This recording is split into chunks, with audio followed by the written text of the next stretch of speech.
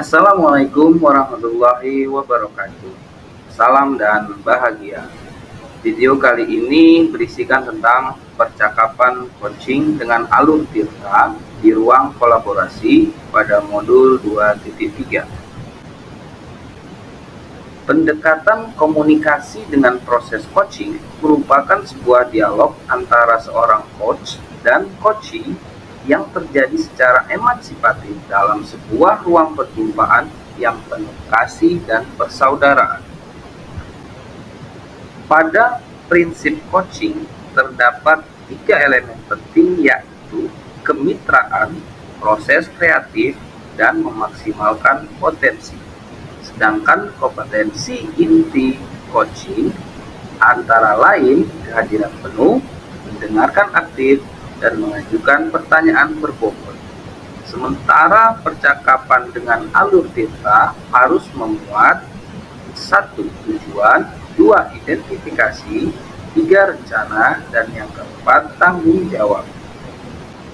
Adapun aktor atau pemeran dalam proses percakapan coaching ini adalah saya sendiri, Rian Rizka Monang, sebagai coach, dan rekan saya Dewi Maharani sebagai coaching. Assalamualaikum Bu Dewi, apa kabar?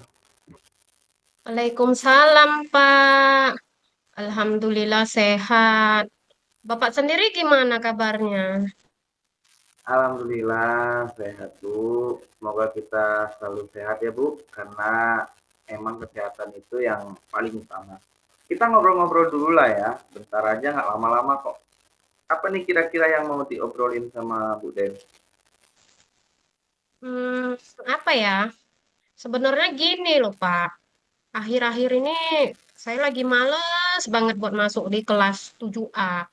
Saya merasa cepat bosan kalau di kelas itu. Anak-anaknya luar biasa banget aktifnya. Nggak biasa, apa namanya, nggak bisa diam. Sampai kewalahan sendiri sih ngadapinya. Kadang-kadang usil sama temannya, kadang bicara-bicara yang nggak pantas di kelas, ejek-ejekan sama temannya, jalan sana, jalan sini. Emang sih kalau dilihat dari segi pemahaman belajar, 7A ini emang lebih cepat menguasai pelajaran dari kelas yang lain. Cuman aktifnya itu loh Pak, luar biasa. Itulah Pak yang menyebabkan saya itu merasa malas banget kalau masuk ke kelas 7A itu Pak. Oke, oke, oke.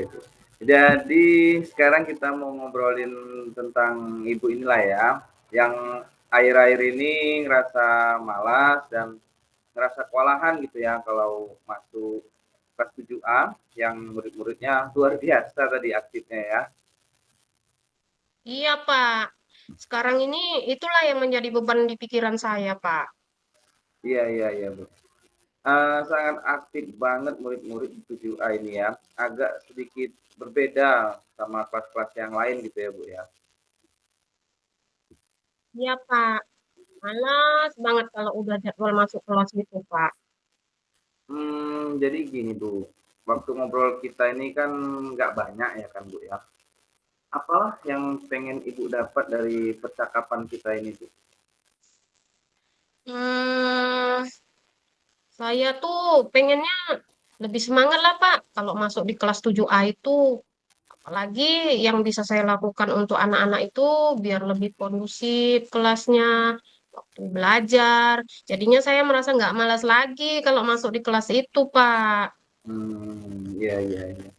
Apa sih yang bisa dilakukan biar kelas itu jadi kondusif gitu Bu? Ya, hmm, biar lebih fokus, lebih tenang, dan saya pun jadi semangat gitu, Pak. Menurut Ibu ini ya, kelas yang kondusif itu yang gimana sih Bu? Kalau boleh saya tahu? Kelas yang kondusif itu gini, Pak. Muridnya itu tertib. Kalaupun harus aktif, ya aktifnya itu dalam konteks pembelajaran gitu, Pak.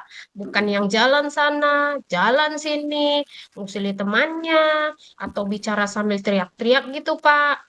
Jadi biar bisa lebih fokus gitu belajarnya, Pak. Oke, oke, oke. Berarti tertib ataupun aktif dalam konteks belajar gitu ya Bu ya, yang idealnya. Kalau kelas yang kondusif yang seperti idealnya Ibu tadi, misalnya ada di level 10 lah. Menurut Ibu kelas 7A ini ada di level berapa sih Bu kira-kira? Menurut saya 7A sekarang ini ada di angka 5 lah, Pak. Sekitar gitulah, Pak. Karena memang luar biasa kali, Pak, aktifnya. Saya juga sampai kewalahan di kelas itu, Pak. Oke, oke, oke.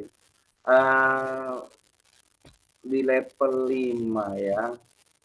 Kalau untuk ke 10 kayaknya masih jauh banget kalau gitu ya Bu ya. Kalau menurut obrolan Ibu tadi. Uh, jadi Ibu pengennya kelas 7A itu paling tidak ada di level berapa kondusifnya gitu Bu? Di level 7 aja lah, Pak. Mungkin itu udah agak lebih baik gitu sih. Level 7 ya kan. Oke lah ada peningkatan lebih baik sih memang. Yang apa sih yang menurut Ibu yang bisa Ibu lakuin untuk kelas itu untuk mereka bisa sampai ke level 7 itu? Sebenarnya itu juga sih masih saya pikirkan, Pak. Apa yang bisa saya lakukan ya supaya kelasnya itu jadi lebih kondusif? Gini, kalau menurut Ibu, menurut pengalaman Ibu lainnya, kita flashback Hmm. lah ke masa lalu Bu.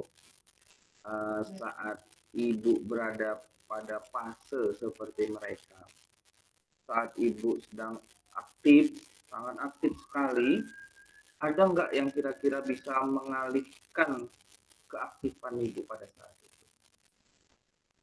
Biasanya saya dulu akan menghentikan semua aktivitas ketika ada sesuatu yang menarik buat saya, Pak. Saya bakalan berusaha fokus untuk hal itu, Pak. Ada hal yang menarik ya. Oke, oke, oke. Kira-kira bisa nggak Ibu menciptakan hal yang menarik itu untuk mendapatkan perhatian dari murid-murid 7A tadi? Bisa sih. Seharusnya bisa sih. Di dalam konteks belajar atau di luar konteks belajar?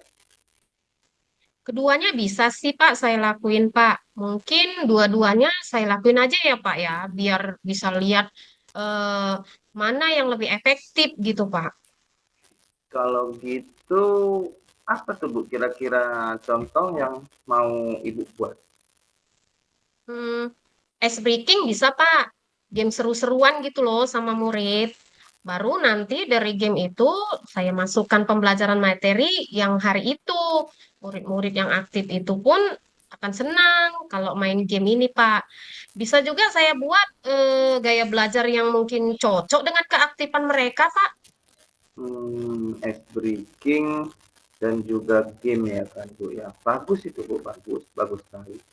Ya, dari dua hal itu yang mana kira-kira yang akan Ibu terapkan dalam waktu dekat ini? Mungkin ice breaking dulu ya, Pak. Yang paling mudah dan bisa menetralisir keadaan dan emosi murid. Bisa juga saya pakai roda emosi, Pak. Saya buat di kelas nanti, mereka saya suruh memilih mana emosi yang paling menggambarkan diri mereka saat ini. Jadi kan kita bisa tahu ini keadaan murid kita sebelum kita itu belajar.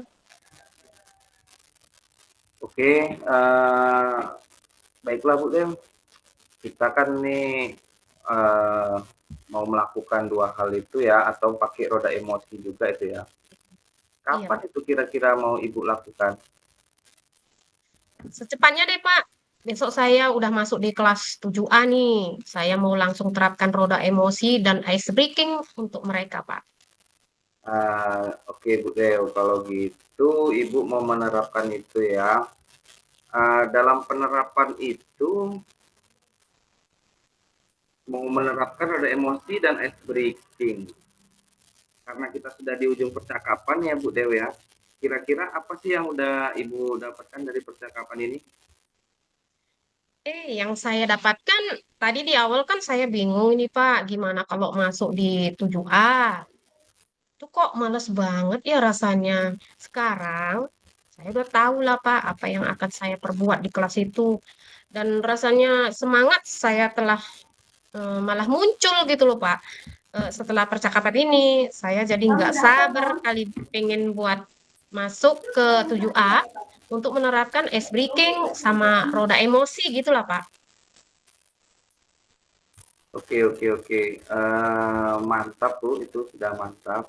Hmm, Coba minggu depan kita ngobrol lagi lah ya Bu ya. Kita ngobrol lagi, kita lihat perkembangannya. Saya juga jadi nggak sabar ini pengen dengar gimana sih pengalaman Ibu dalam menerapkan itu. Kita sambung di minggu depan mungkin ya Bu ya. Kita sambung di minggu depan. Saya mau mendengar lagi hasil dari penerapan Ibu barusan. Ya Pak, makasih ya Pak atas obrolan hari ini. Kita ketemu minggu depan lagi ya Pak. Assalamualaikum Pak. Waalaikumsalam Bu. Setelah melakukan praktek coaching, ada beberapa hal yang menjadi refleksi bagi diri saya. Yang pertama, kemampuan apakah yang sudah berjalan baik? Kemampuan yang berjalan baik adalah kemampuan menyimak dan menahan diri untuk tidak memberi solusi. Kemudian, apa yang perlu ditingkatkan? Yang perlu ditingkatkan adalah mengajukan pertanyaan berbobot. Ketiga, apa yang akan saya lakukan untuk tetap dalam kondisi presence? Yang akan saya lakukan adalah berusaha untuk tidak melakukan aktivitas lain selain menyimak. Yang terakhir, apa yang akan saya lakukan untuk meningkatkannya? Yang akan saya lakukan adalah melihat video coaching dan sering mempraktekkan coaching agar saya lebih memiliki kemampuan coaching yang baik ke depannya. Sedangkan umpan balik dari coaching, saat di coaching saya merasa rileks dan santai karena seperti berdialog biasa dan nyaman karena ada yang mau mendengar keluh kesah saya, sekaligus saya mendapatkan solusinya. Demikianlah video praktek coaching ini saya sampaikan. Sekian dan terima kasih. Wassalamualaikum warahmatullahi wabarakatuh.